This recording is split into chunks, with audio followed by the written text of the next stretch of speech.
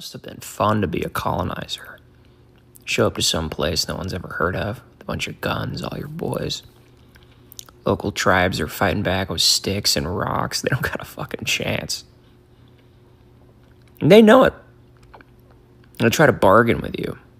They're like, look, we'll cooperate, but would you mind fucking up the tribe across the river? And you're a good guy. You're like, yeah, sure. You do that for them. You extract the wealth. Go back home a billionaire. And for the rest of your life, whenever you meet someone at a dinner party, they'll think to themselves, God, this guy is so interesting. Great stories. Well-traveled, cultured. And it probably wouldn't bother you at all that in a couple hundred years, people would call your great-great-grandkids colonizer, imperialist scum. Even though they've done nothing of the sort. They just work in tech.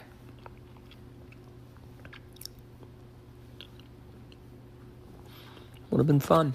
All praise to Yahweh, Bahashem, Yahweh Shai, Bahashem, Rakakwadash. Double honor to the apostles and elders of GMS. Shalom to the hopefully elect. And I'm going to do this quick response on this video that this white boy did. The video is entitled, and this is going to be entitled Response. It must have been fun to be a colonizer. It must have been fun to be a colonizer. You know, and this is a sarcastic punk ass video, but at the same time, he's also being serious. All right, this is a guy here that looks like an Edomite. More than likely he is. I mean, we have to say looks like because not every single white person is an Edomite, but this guy has the spirit of an Edomite. Okay, he doesn't think that they're guilty of anything. So what basically the premise of the video, he just talks about how much fun it must have been to be a colonizer. You know, he said you show up someplace nobody ever heard of.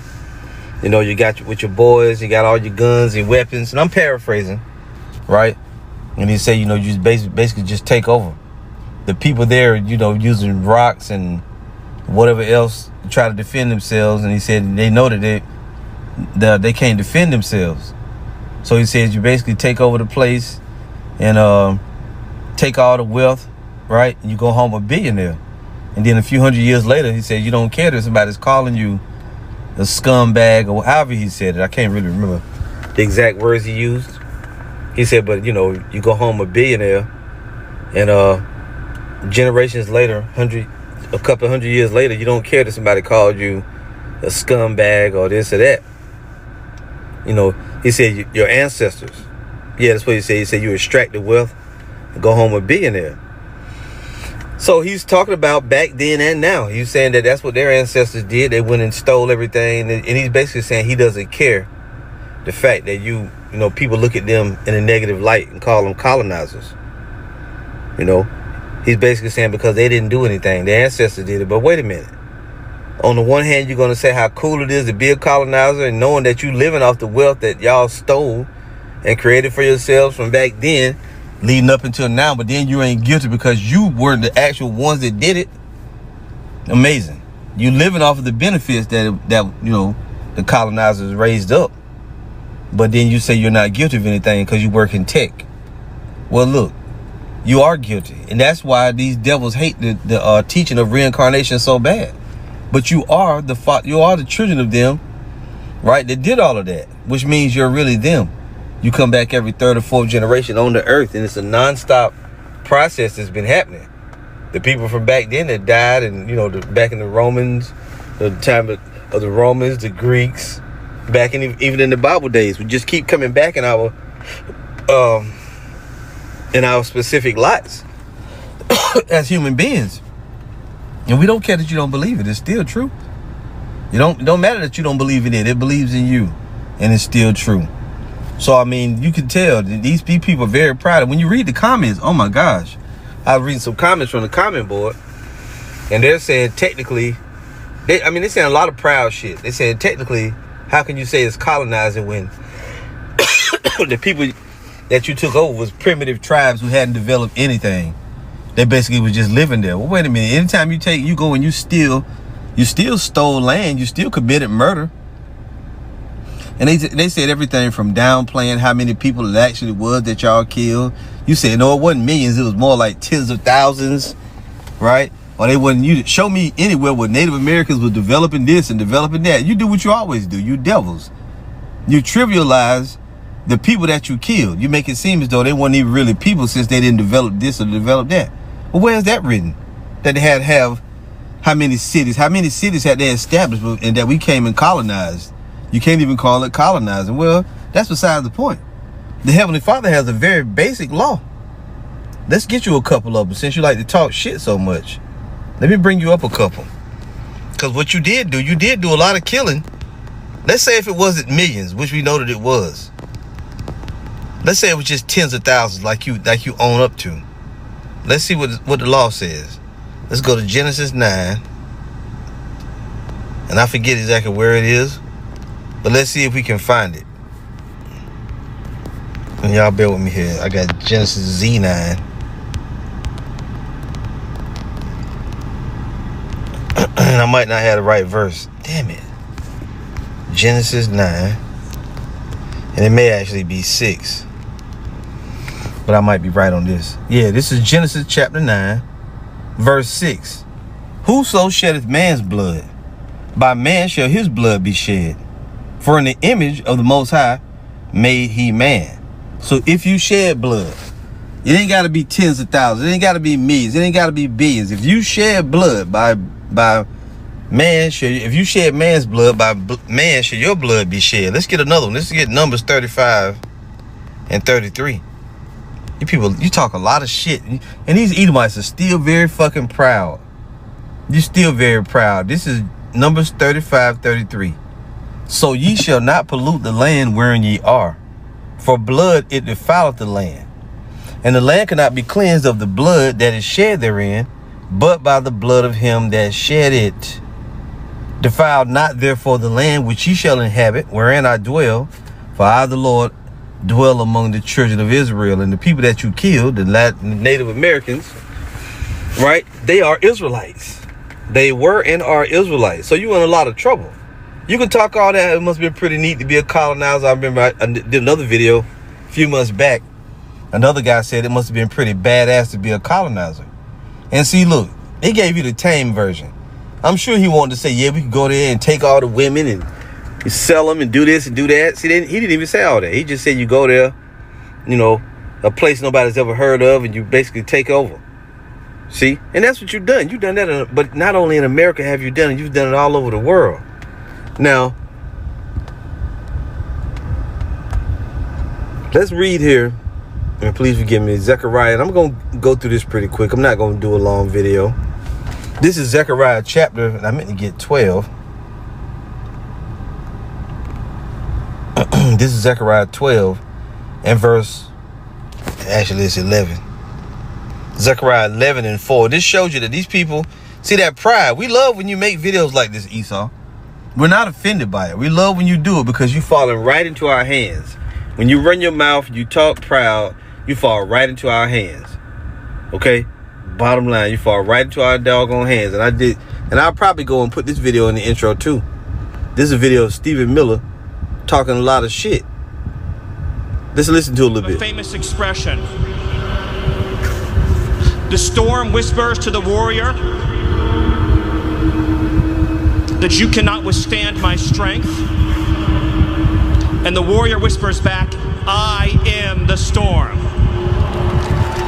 Erica is the storm. We are the storm. And our enemies cannot comprehend our strength, our determination, our resolve, our passion.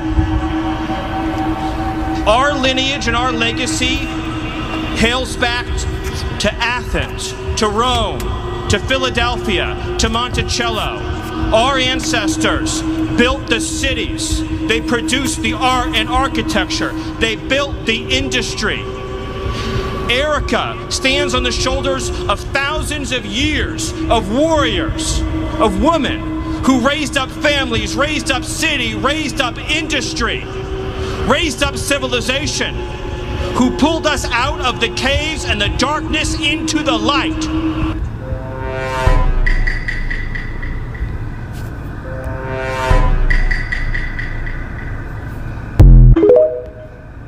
There you go. See, whenever you open your mouth up, you betray yourself. And that's okay that you do that. You people are a bunch of damn thieves. You're rotten, dirty scoundrels. You're never going to change.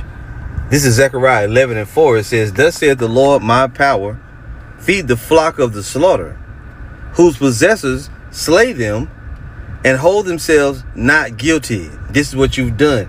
You slayed our brothers, the so-called Native Americans, and the Latinos, and you're taking over of this side of the world. Then you brought us over here, and you continued on with your butchery. It says, "Whose possessors slay them and hold themselves not guilty. And they that sell them say, Blessed be the Lord, for I am rich, and their own shepherds pity them not." And this is in the back of the mind of every Edomite. And we're starting to see a pattern. It seems like lately, you so-called white people, you done got extremely more proud than you used to be. And we like this. It's like that. And the reason you're that way right now, because you've been hearing for years and years that you the damn Edomites. Now you think you got a chance to come back and say all this stuff and disprove what we teach. All you're doing is proving what we tell it, what we saying anyway. Every time you open your fucking mouth, you're proving us a little more right. This right here video with you bragging about, being a colonizer, that shit ain't help your cause. In that video you saw Stephen Miller just now, and believe me, I did a video on it when it happened, but I'm gonna put that back in the intro as well. Because brothers is finding that little footage and they linking it up together with Esau Edom, man. And that's who you are. You need to know your name. You want us to know when you whoop the slaves, you try to whoop a certain name into them. When we whooping a name into you, your name is Esau, boy. You the Edomites. And you can't get out of this. The whole world knows you're guilty. Even you know. You so-called white people, y'all know y'all the damn Edomites. But it's okay, though. Let's get the colonizer scripture. This is Habakkuk chapter 2. We'll start at verse 1. It says, "I will stand upon my watch and set me upon the tower, and will watch to see what he will say unto me, and what I shall answer when I am reproved. And the Lord answered me and said, Write the vision and make it plain upon tables, that he may run that readeth it." And what's the table? The table is the Bible, and it's got visions inside of it. Okay? It goes on. It says, "For the vision is yet for an appointed time." What vision? All different prophecies and visions. They're for appointed times. We're getting very close to the end of the world. That's written. And that the Edomites are going to go down. "For the vision is yet for an appointed time, but at the end it shall speak and not lie. Though it tarry, wait for it, because it will surely come. It will not tarry." So even though the end is taking a little while, just wait for it, because it's going to come. Then it starts to convict the individual who is the most guilty of all the earth, the wicked. It says, "Behold, his soul, which is lifted up," meaning what? He's proud. "Behold, his soul, which is lifted up, is not upright in him, but the just shall live by his faith." Listen, "Yea, also because he transgresseth by wine." What is the transgression? They're giving you idols to worship, and it's basically they're sinning by their wine, their doctrine. Their wine is their doctrine, philosophy, policy. Okay, that's how they're sinning. How they're transgressing. "Yeah, also because he transgresseth by wine, he is a proud man, neither keepeth at home, who enlargeth his desire as hell, and is as death, and cannot be satisfied, but gathereth unto him all nations, and heapeth unto him all people." So this is what you've done. You gathered all these nations over here in the great melting pot. I remember one day we was asking the Edomite, you ever heard of the great melting pot? He gonna say no. You liar. Yes, you have. This place is the great melting pot, showing you gather all nations under you. You heap all people under yourself, right? And you enlarge your desire. Wherever you go, you got to have the things that you like. That's why you spread your democracy. You spread your so-called free trade and your ways of doing business. You spread it all over the earth among all the different people. And you are very proud. You can't stay in your own place. You got to go be in these people's land and these people's land. That's why everything is destabilized and nations are fighting. I give you a good example. Korea, South Korea and North Korea are enemies. Why? They're the same people. Why are they enemies? Because of Esau, the so-called white man. Russia and Ukraine is really the same people. Why are they enemies? Because of the so-called white man. Iran and Iraq for years and years were enemies. Why are they enemies? Because of the so-called white man. Now that might not be the only reason, but that's part of the reason. Who else? And it's like that all over the earth. Pakistan and India are enemies. One of them is American ally, the other one's not. Can you guess why are they enemies? Because the so-called white man wants them to be enemies. Verse 6 says, shall not all these take up a parable against him and a taunting proverb against him, and say, woe to him that increases that which is not his. Yeah, woe to him that steals shit that doesn't belong to him. Woe to him that increases that which is not his. How long? And to him that ladeth himself with thick clay. The thick clay represent debts. Shall not they rise up suddenly that shall bite thee, and await that shall vex thee, and thou shalt become for booties unto them? This is what you're going to become. You're going to become booties unto the nations. Or booty, which is in the pirate world, that's treasure. Okay? In the sea world, whenever you go and you get a great booty, that means you found great treasure or spoils, as it were. Verse 8 says, because thou hast spoiled, colonized, because thou hast colonized many nations. It don't say that. It says because thou hast spoiled, but it's the same thing. Because thou hast spoiled many nations, all the remnant of the people shall spoil thee, because of men's blood, and for the violence of the land, of the city, and of them all them that dwell therein. See? So the people going to get some payback, Lord willing. Woe to him that coveteth an evil covetousness to his house. And coveting, being covetous is being greedy for gain. So this man, when he find out you got a deposit of gold, a deposit of oil, some natural resources of any type, he wants them for himself, for his people. Woe to him that coveteth an evil covetousness to his house, that he may set his nest on high, that he may be delivered from the power of evil. This is telling you what? Woe to him that, seek and desires to take wealth from others. He set his nest on high, trying to go up into the, into the heavens. Right? Why? Because he's trying to figure out how he can escape what he calls the power of evil, which really is the power of the Lord. When you break the word down, evil really means bad times. So he's trying to avoid the bad times. Verse 10 says, thou hast consulted shame to thy house by cutting off many people, and thou hast sinned against thy soul. So it's just a matter of time for you little happy-go-lucky devils. Okay? We know you people are riding to the core. And I mean, like this dude said, it must have been pretty cool, or must have been fun to be a colonizer. Well, according to you. But you're going to find out what the other side was like, being colonized and being ruled over and taken down. You're going to find that out when we get in power. And we're going to colonize the shit out of you and see how you like it so much. So that's it for the video. All praise to Yahweh, Bahashem, Yahweh Shah, Bahashem, Rakakwadash. Shalom.